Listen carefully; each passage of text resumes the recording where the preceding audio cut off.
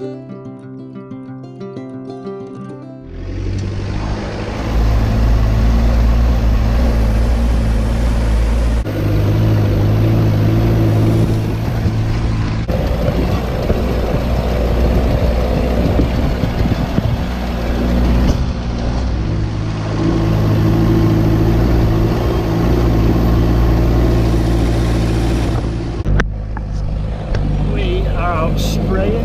stood on to try and get some sick angles.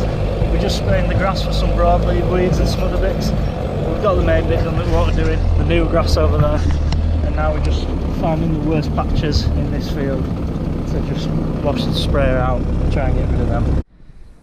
It is highly likely that you heard none of that stood on the back of the sprayer while it was running.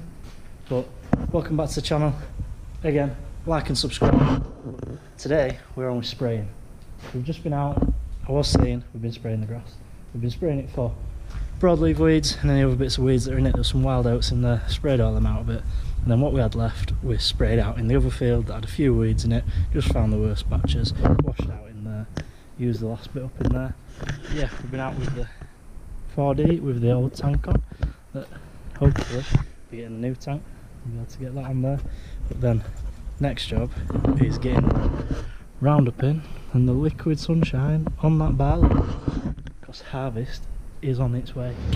So for the size of field we're doing and the rate we're putting on, we need 20 litres of chemical, which is 1 drum of glyphosate, which is that one, to 2 tanks. So 10 litres a tank, 1,000 litres a time, and that will do all that winter barley field. So we'll get that in.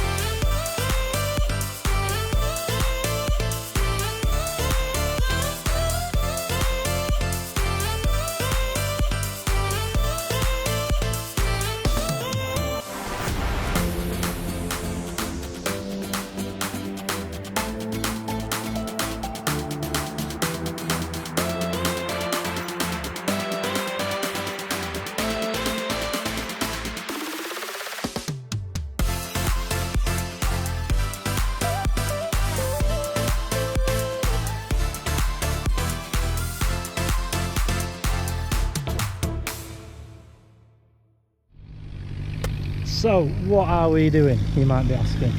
This is what we call desiccating. So basically, as you can see, some bits of the crop are pretty green still. On the edge here, because of the year we've had, it's not come very well. It's quite a bit behind, that's still quite green. And then you get a bit further in, there's some heads that are nice and golden, but in places the straw's still really green. So what this chemical does, spraying it off and killing it, is speeds up the ripening process. So the whole field is ready at the same time. The sun should do that, but like I say, because of the year, it's a bit all over the place basically. And then even this month has been wet, so it's not ripened even across it. So we're doing this to kill it all off, get it even across it. All the heads will then be nice and golden and hard and dry, because if you leave the green heads in it, and when you put it in to store, that can bring the moisture back up and it can get hot in your store, and then moisture increases, it goes off and it's no longer sellable. So you've got to do this really when it's like this. And then the straw, exactly the same. If it's got that green in it, it heats up, goes off. So doing this gets rid of that basically, makes it all even. You can get on with the baler sooner as well. And this is the field that we did all that flailing in, if you remember. There's a hair there, so you can see it run out there. Yeah, so this is the field that we did the flailing in, and this is where we did it. So you can see the grass is growing back. It's not quite gone to head. There's a few black grass heads there, but they're not viable seeds. So as well as ripening that, which we would have been doing without the grass here, it's killing all this and getting a good kill on this after we topped it. Then there should be no heads dropping to the floor for next year. and in turn controlling it and giving us a better chance next year. So yeah, that's what this chemical does, why we're doing it, what it's for. A lot of people do it now mainly for straw because of the catchy seasons we have. If you can't get your straw off straight away because it's still a bit green, you're waiting for it to die, it can get rained on, and the longer you leave it out, the more chance it gets rained on, and then when it is ready, if it's wet, you have to wait for it to dry. And we're getting such catchy seasons, like last year it was so hard, a lot of people just started chopping the straw instead of baling it because it was that hard to get to, and you need the land clear for your next crop, which after barley it tends to be oilseed rape, which I don't think we're going to grow this year. We tried it last year and it didn't come, which is what ended up being the beans. It's getting such a hard crop to grow, so I think we'll give it a miss. It's been a tough year and it's a high risk crop to grow, but it is high risk, high reward. But like I say, after the couple of years that we've had, it's not worth the risk when there's other options. So yeah, that's a bit about what we're doing, why we're doing it, and like I say, that is the agribuggy that my dad's on, that we are looking to put the new sprayer on it for next year, or possibly for pre-emergence sprays, depending how hard of a job it is. Might be harder than we think. What else have we done? Yesterday we had aircon Adam out. He's the man when it comes to stuff like that. He sorted out the aircon on the Manitou, and we've got the aircon sorted on the sprayer in a fashion. We've put the new pipe on, he needs to come back and regas it because it had a leak on one of the aircon pipes. So that is why my dad's driving it up and down with the door open to try and keep a bit cooler. But yeah, he came out yesterday, we had a day at that. We had the Manitou pretty much in bits, the whole cab was out trying to get to find out what the issue was, which was a bit of a bodge job by the dealer when they last had it. They were meant to have fixed it and they didn't. So yeah, that's what we're doing today. Hope you're enjoying it. We'll get some more videos of spray again.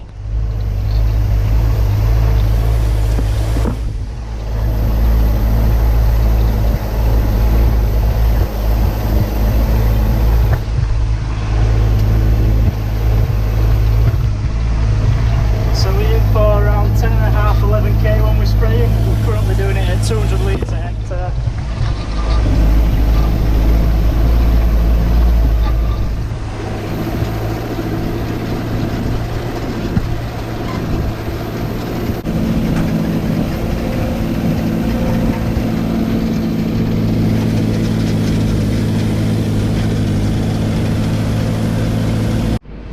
So that is the sprayer going. Don't know if you could hear.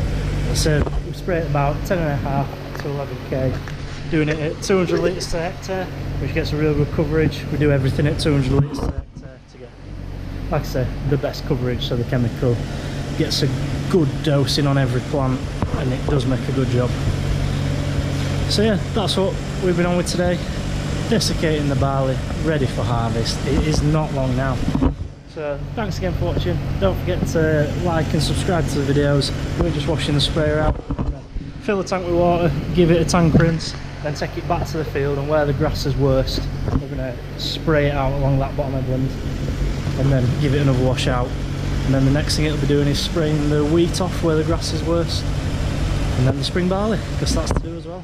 So again, thanks for watching, and we'll see you in the next one.